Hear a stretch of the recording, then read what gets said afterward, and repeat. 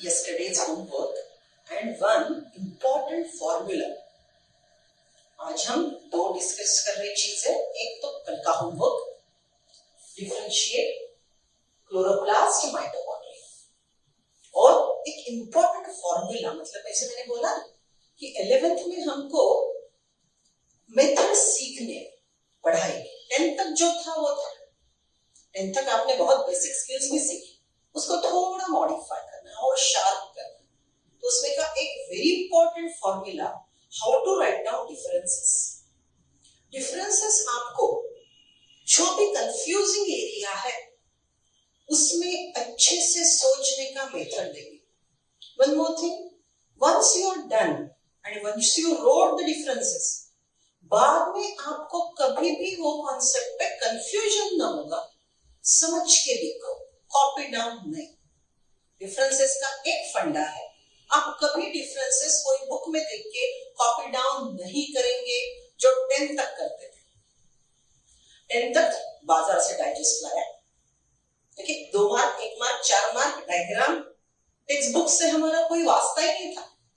No, here we are mainly reading textbook, state board का, NCERT का, right. अब NCERT की भाषा, उसमें हिडन पॉइंट्स धीरे धीरे समझने लगेंगे, हमको एक रेफरेंस बुक का भी आधार लगेगा। सो रेफरेंस बुक के रिलेटेड इंफॉर्मेशन मैंने ग्रुप पे डाल दी है।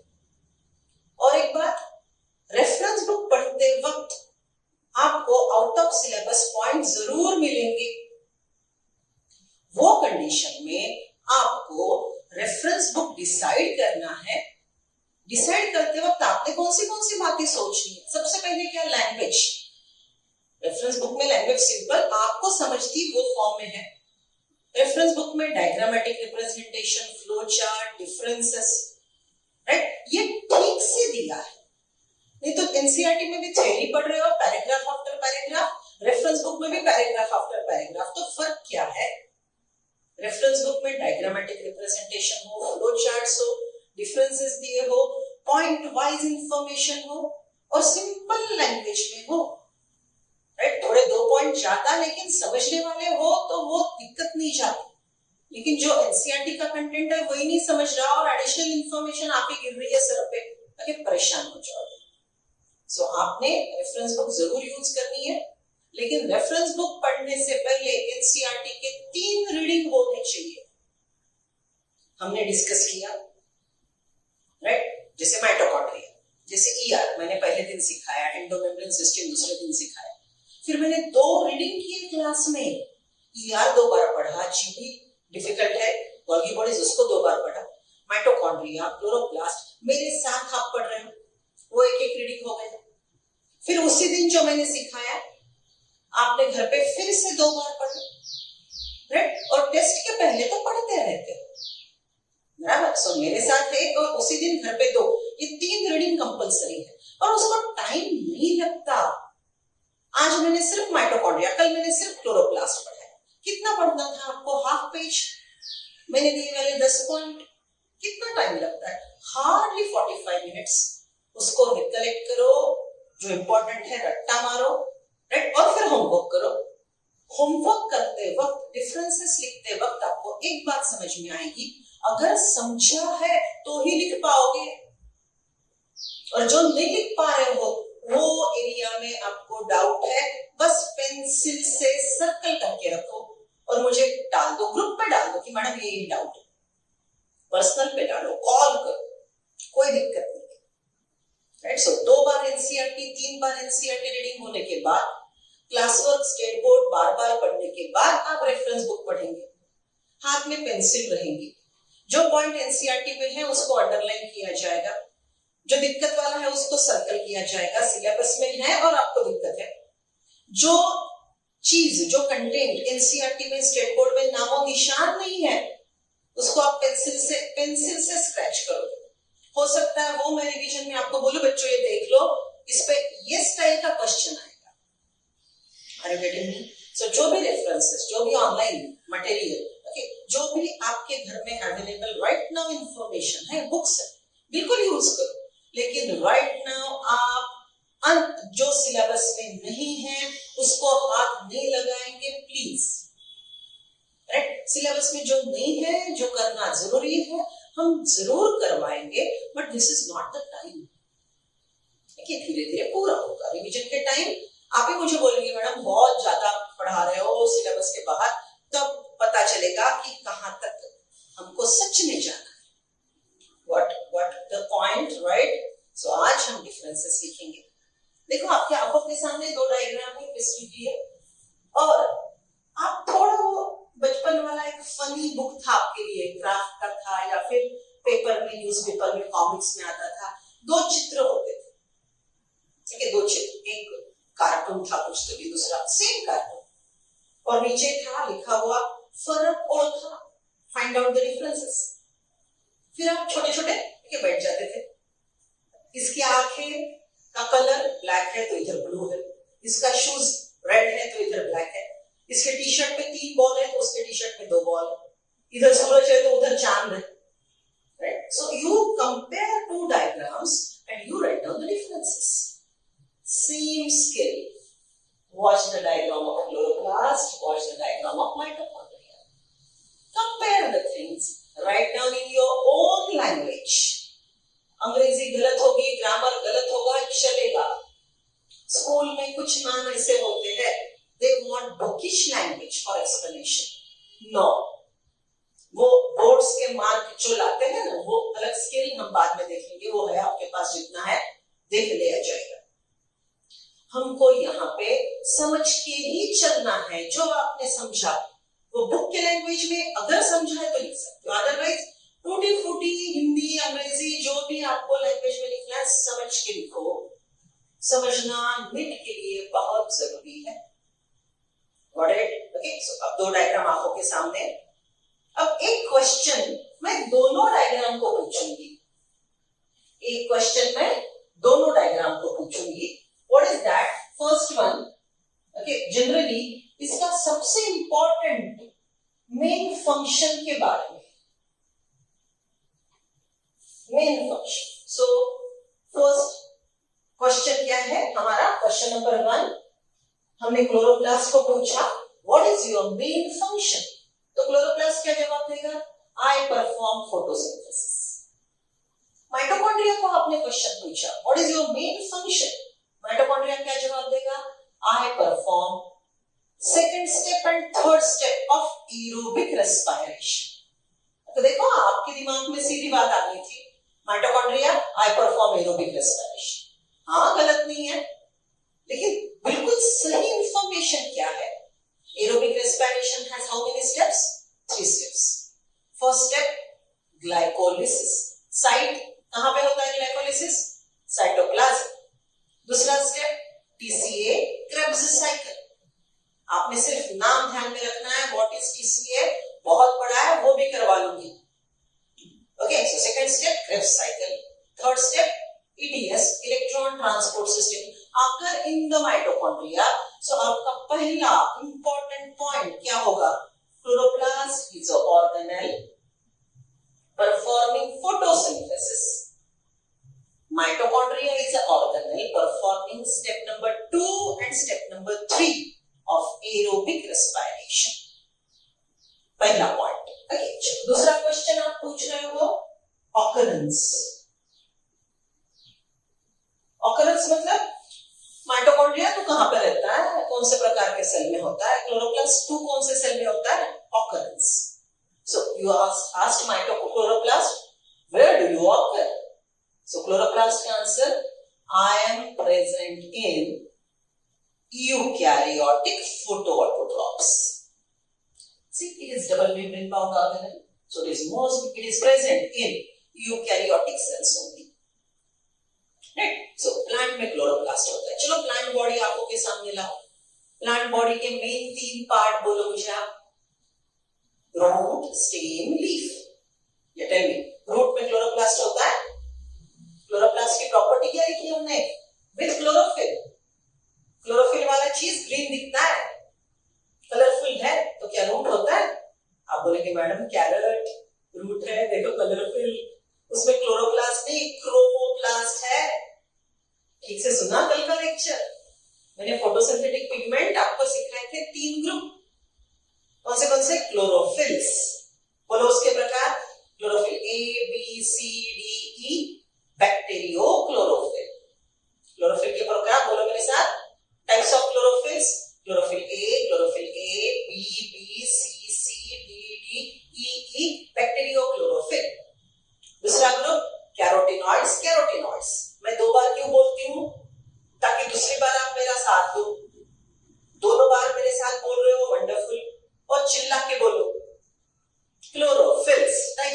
Chlorophylls.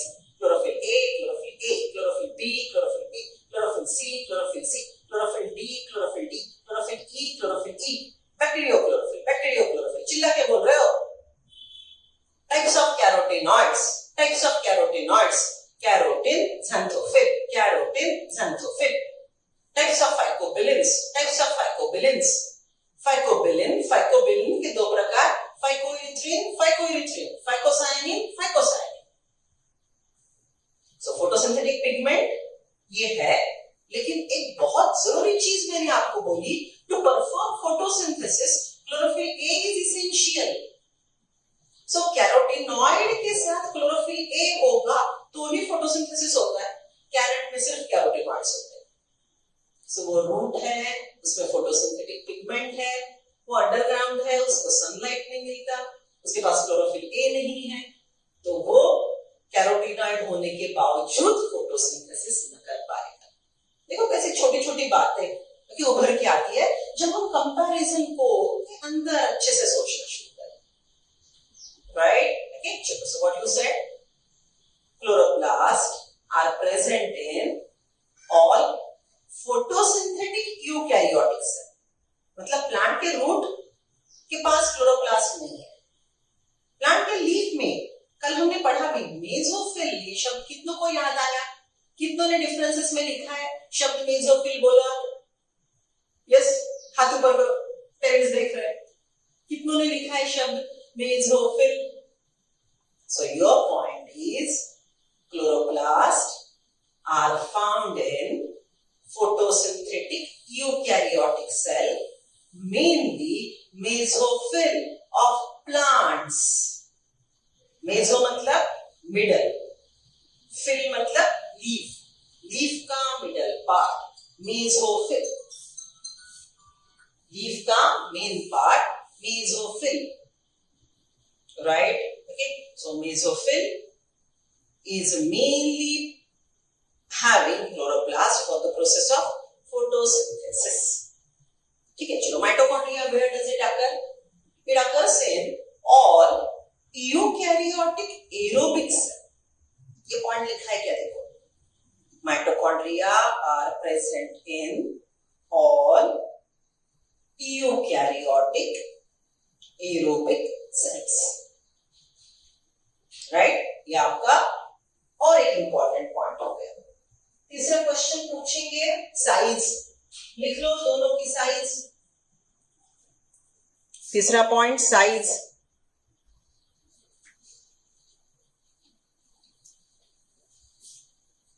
Yes, written size. Size लिखने थे आपको. थर्ड पॉइंट, डिफरेंसेस में. ओके, एक ही क्वेश्चन दोनों शब्द को पूछ रहे हैं. First main function, second occurrence, third what we wrote, size. Right? Then we'll talk about structural points. देखो, दोनों का स्ट्रक्चर आपके सामने क्लियरली नजर आ रहा है. You can simply put it. Look at that. यहाँ पे कंपेयर करते हैं outer membrane. Okay, so both the outer membranes are smooth. No difference. If you talk about inner membrane, then in chloroplast, inner membrane is smooth. Here inner membrane is highly folded. झट से हमको एक शब्द और add करना है. Finger like appendage is called crista. Plural cristae. Right? Okay. So inner membrane folded, inner membrane not folded, infolding crista. Right? Then यहाँ पे inner membrane outer membrane के बीच में जो स्पेस है उसको हमने शब्द यूज नहीं किया था. यहाँ पे हमने शब्द यूज किया. What is that? Outer chamber. चलो, एडिशनल वर्ड हमारे सिलेबस में है, लेकिन थोड़ा आगे जाके सीखते थे. तो अब यहाँ पे हम बोलेंगे इनर मेम्ब्रेन आउटर मेम्ब्रेन के बीच की स्पेस इज पेरीप्लास्टिडियल स्पेस. शब्द कैसे ध्यान में रखेंगे? पेरी, पेरीफेरल, प्लास्टिड, ये प्लास्टिड का प्रकार है ना. सो प्लास्टिड के पेरीफेरी की area, it will be periplastidial space. So what will be your next point about structure? The lumen or the space between outer membrane and inner membrane of chloroplast is called periplastidial space. यहाँ पे क्या लिखेंगे? The space.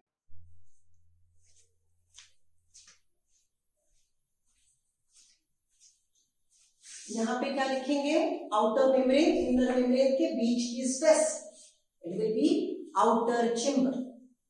So chloroplast का peri mitochondrial space, तो mitochondria का outer chamber, right. Inner space की बात करेंगे. Next point, space enclosed bye inner membrane. Space enclosed bye inner membrane is stroma. Here it is stroma. इधर हम बोलेंगे space enclosed bye inner chamber. Inner membrane के अंदर की space inner chamber, right, that will be matrix. So here inner compartment is called stroma. Here inner compartment is filled with matrix. Structural points बोल रहे. उसके बाद झट से उसके फंक्शन लिख लो. Stroma perform dark reaction.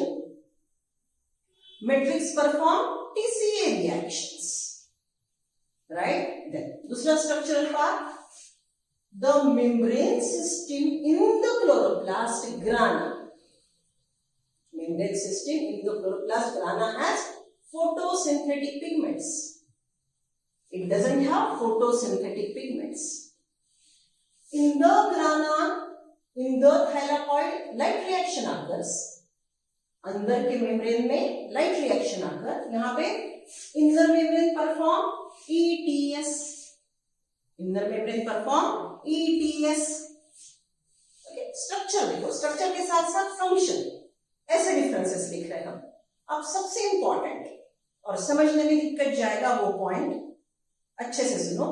What kind of energy transformation is done in chloroplast and what type of energy transformation in mitochondria?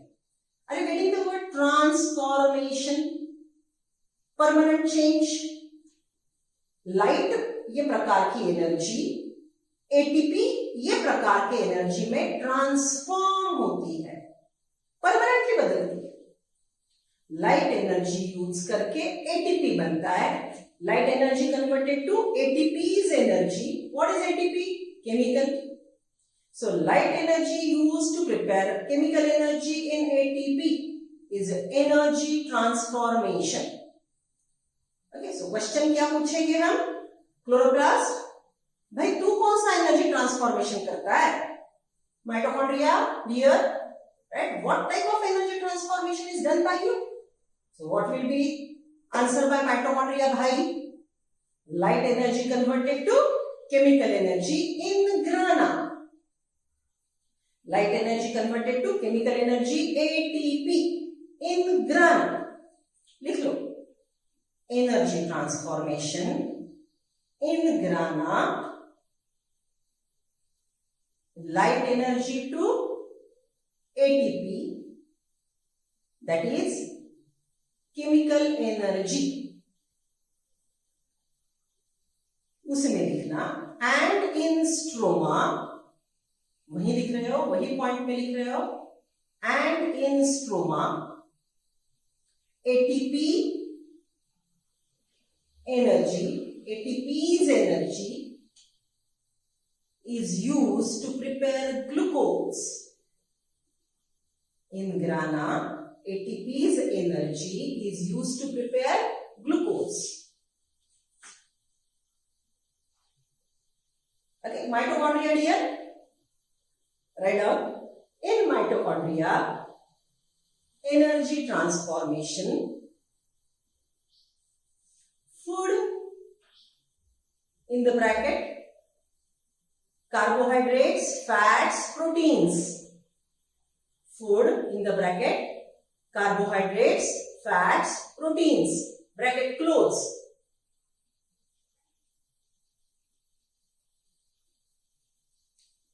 Is used to prepare ATP.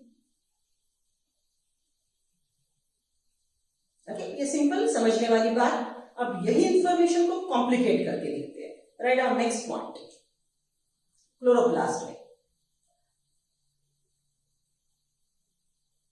In chloroplast photophosphorylation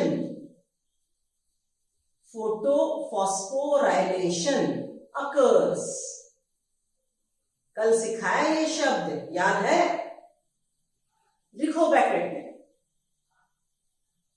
synthesis of ATP by using light. Synthesis of ATP by using light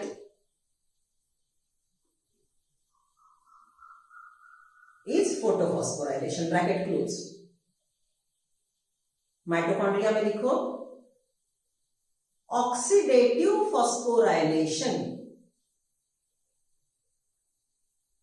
oxidative phosphorylation occurs।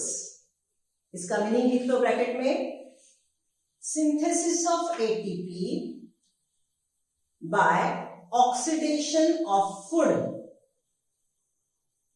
or just by oxidation, synthesis of ATP by oxidative chemical reaction। समझ रहे हो? Right? So photophosphorylation in chloroplast, oxidative phosphorylation in mitochondria। अब ये सबसे difficult वाली बात है, NCERT वाले ये शब्द यूज करेंगे, इसका मीनिंग हमको कहीं और दूसरे रीजन में आएगा। आपके रेफरेंस बुक में एमसीक्यू में ये क्वेश्चन आएगा। ओके, हालांकि यहां पे कोई ज्यादा एक्सप्लेनेशन नहीं दिया है, लेकिन ये शब्द आपको समझ में आना जरूरी है। Right, so you wrote here structural points. Okay, now energy transformation हो गया। सी नाउ नेक्स्ट पॉइंट हम लिखेंगे गैसियस एक्सचेंज। दोनों को पूछेंगे माइटोकॉन्ड्रिया भाई क्या गैसियस एक्सचेंज होता है, राइट? क्लोरोप्लास्ट डियर क्या होता है, right? So what will be our next differentiation का क्वेश्चन? दोनों को पकड़ के हम कौन सा डिफरेंशिएशन का क्वेश्चन लिखेंगे? Gaseous exchange. So question number 6 we are asking to both this mitochondria bhai and chloroplast here, right?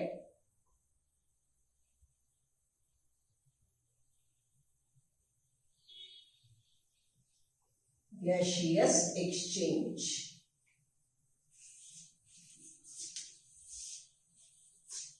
In chloroplast photosynthesis, so you know CO2 is taken in, O2 is given out. CO2 is taken in, O2 is given out. In mitochondria, O2 is taken in, CO2 is given out. So these are very important points. आप छोटे-छोटे point लिख सकते हो. This is second largest. It is third largest in plant. Chloroplast is second largest in plant cell. Mitochondria is third largest in plant cell. Chloroplasts are found in green plant cells. Mitochondria found in all plant cells, all living plant cells. Right? Okay. So अभी मैंने आपको 6-8 point लिखवा के दिए. Total आपने 10 point लिखने. Total आपने 10 point लिखने हैं. Please think over it. लिखने की मेथड कैसे बोली मैंने? दोनों अपने आंखों के सामने रखो, क्वेश्चंस दिमाग में रखो. एक ही क्वेश्चन दोनों टर्म को पूछेंगे, दोनों आपको आंसर देंगे, वो आपके डिफरेंसेस है. राइट? कौन से क्वेश्चन है?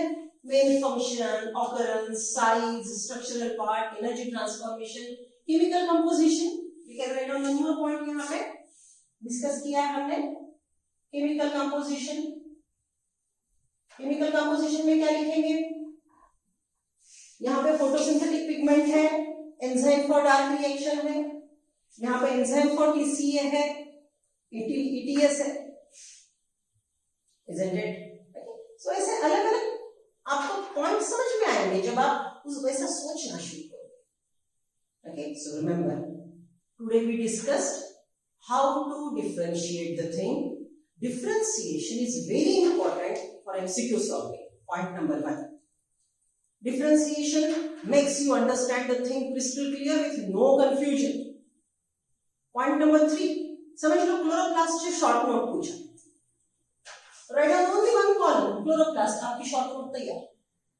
माइटोकॉन्ड्रिया पे सिर्फ पूछा शॉर्ट नोट, आपकी माइटोकॉन्ड्रिया की शॉर्ट नोट तैयार. डिफरेंसेस में आपने रीजन दिए, ऑकरेंस दिया. ओके, वो जो क्लैरिटी आई वो आपको एमसीक्यू के लिए आसान लगेगी, समझने में दिक्कत नहीं होगी, कंफ्यूजन चला जाएगा. बोर्ड के क्वेश्चन आएंगे, शॉर्ट नोट आएंगे, राइट. गिव रीजन आएंगे. Why chloroplast is called kitchen of the cell? Because it synthesises food. Why mitochondria is called powerhouse of the cell? Because it prepare major amount of DNA in it. Okay, so ऐसे give reason. So differences अगर दिल लगा के लिखोगे तो आपको कौन से भी प्रकार के क्वेश्चन का आंसर देने में दिक्कत नहीं जाएगी. Assertion reason नाम का एक क्वेश्चन होता है, that is requiring ultimate understanding. उसका भी बेस अभी नहीं बोलूंगी मैं. assertion reason शायद आपको पता भी हो, उसका प्रैक्टिस अलग चलेगा.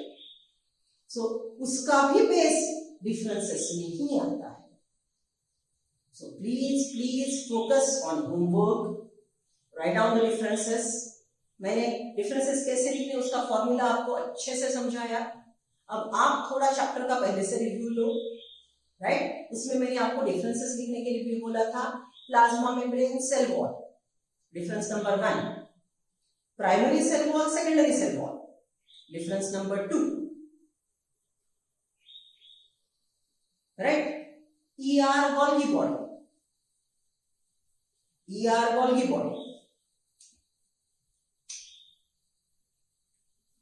right. Then write down one more. दो तीन पॉइंट ही मिलेंगे आपको. SAP vacuole, contractile vacuole. SAP SAP, SAP vacuole, contractile vacuole, right. Chloroplast, mitochondria. ये डिफरेंसेस कल ये मेथड से आप लिखेंगे. एनसीईआरटी पढ़ेंगे, स्टेट बोर्ड पढ़ेंगे, पॉइंट्स निकालेंगे. ओके, जब आप पॉइंट ढूंढ के लिखते हो बुक सामने रखो, लेकिन रेडीमेड रेफरेंस बुक में के पॉइंट अगर यूज करने हैं तो आप कॉपी डाउन नहीं करेंगे. नम्र विनंती, प्लीज रीड द कंटेंट. पहले तो ढूंढना, आपके पास टाइम है अभी, ढूंढो, खुद लिखो, खुद की भाषा में लिखो. वो हो गया, फिर आप रेडीमेड कंटेंट खोल सकते हो. पूरा पढ़ लो, जितने समझ में आए उतने याद करो, बुक बंद करो, एंड देन राइट डाउन. जो आपको नहीं समझ में आ रहा है, right, just tell me, I explain them. बिना समझे आप कुछ भी रट के कॉपी डाउन करके नहीं लिखेंगे. Right? This is really a promise needed for cracking such type of exams. NEET और इसके आगे के एग्जाम बेटा इसी प्रकार के अंडरस्टैंडिंग पे हो. सो जो रट के मार्क्स लाते हैं वो गलत नहीं है. रट्टा is even required here, don't feel helpless. लेकिन रट्टा आसान है, इसलिए समझे ना समझे रट्टा मार के निकल गए नहीं. 3 इडियट्स देखिए, चतुर याद है, बिना समझे कोई रट्टा नहीं मारेगा. समझ के काम करो, मार्क्स आए. Got it? Yeah, see you then. So कल मुझे इतने डिफरेंसेस चाहिए.